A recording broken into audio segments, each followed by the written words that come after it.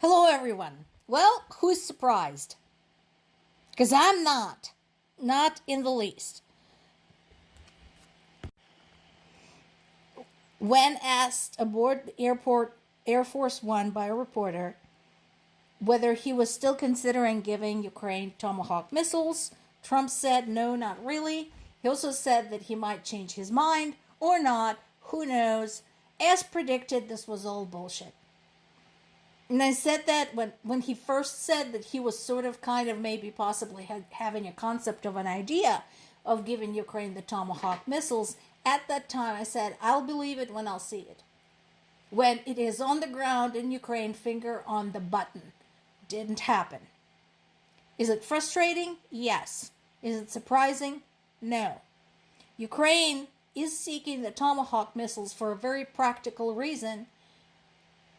Even though it has been successfully carrying out operations in Russia with just drones and whatever they can find, their own missiles, it would be nice to have something with some oomph. But, as I mentioned before, thanks to Trump, the United States has become a complete loose cannon when it comes to being an ally. So, unfortunately, Ukrainian military, Ukrainian government, Ukrainian people are going to have to figure out something else. Turkey is slowly weaning itself away from Russian oil. Now, Turkey is interesting. It's kind of a dark horse. On one hand, it's trying to stay in good graces with NATO since it's a member, and with good graces with the EU because it's trying to become a member. But it keeps getting bad grades when it comes to human rights violations, not playing nice with its neighbors, and so on and so forth. So there is some question about, why Turkey does what it does. I said in the past that Erdogan's concern is usually himself. But in the grand scheme of things right now, the fact that Turkey is starting to buy oil elsewhere rather than Russia is not a bad thing. I mentioned in the past, the only thing that's feeding Russia right now are the exports of oil and gas. There's very little else good coming out of Russia right now that anybody's willing to buy. So, if they lose another customer, that's not a bad thing. The coverage of the Battle of Pokrovsk continues.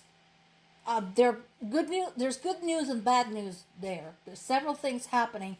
And again, I urge you to remember that this is an ongoing situation. This is a developing situation. So that what is happening there is changing hour by hour.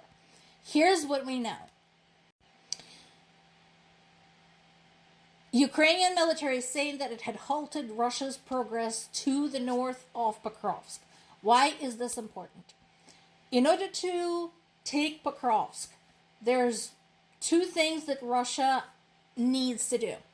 One, they can flood Pokrovsk with their own troops and try to push Ukrainian military out of the city.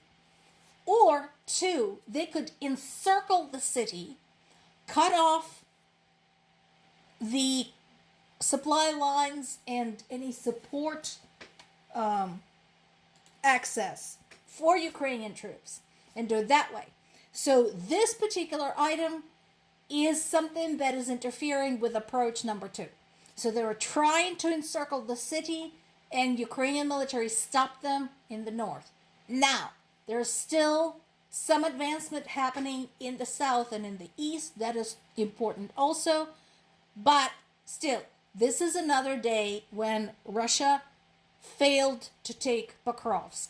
And I told you before, they've been sitting there for a very long time and lost a lot of people there. This is something else that has happened in the past, and I don't understand why folks just don't learn their lesson. So, a few days ago, I talked about how carefully Ukrainians have been guarding their weapons facility, the assembly, manufacturing, design, etc. And they should. They absolutely should protect those at all costs. Unfortunately, they're not doing as well protecting military bases. This is not the first time when something was going on at a military base, in this particular case, an award ceremony. Russians zeroed in on it and struck it with a missile.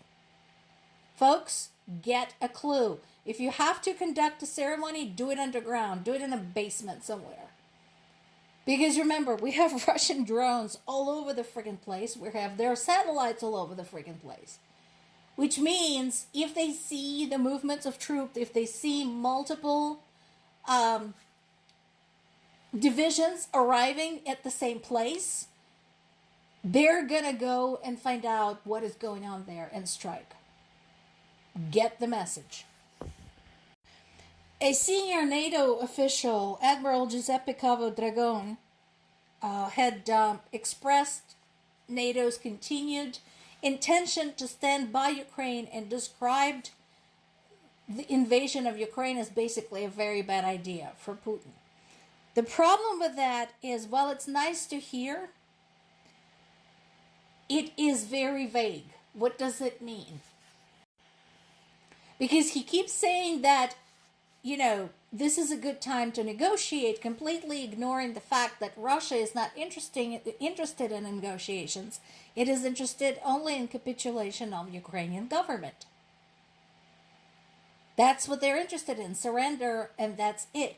So, NATO, and particularly somebody like this, who is a military man, he's a chair of NATO's military committee. Come on.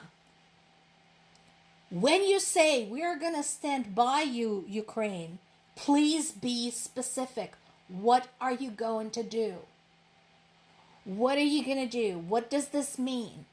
Because Ukraine has been your buffer between you and Russia since 2014 and getting pounded for it. And yes, I'm counting since 2014, since the annexation of Crimea and the incursion of Russian militants into the Ukrainian east. So, just saying, we plan to stand with you doesn't mean anything unless you're going to write up a list of things that you commit to do and then follow through with it. Ukrainians have learned a very bitter lesson with the Budapest Memorandum, because the same thing happened. Remember that? Ukrainians were to give up their nukes, Russians were not to bother Ukraine, and NATO, led by the United States, were to protect Ukraine should Russia break their word. Well, Russia did break their word. And then what? For many years, Ukraine saw no reaction out of NATO other than sanctions. The full-scale invasion would finally prodded them into some more serious action like supplying weapons. But that is not going to work. If you're going to say you're going to stand with Ukraine, you had better mean it. And you had better know how far you're willing to go. More to come.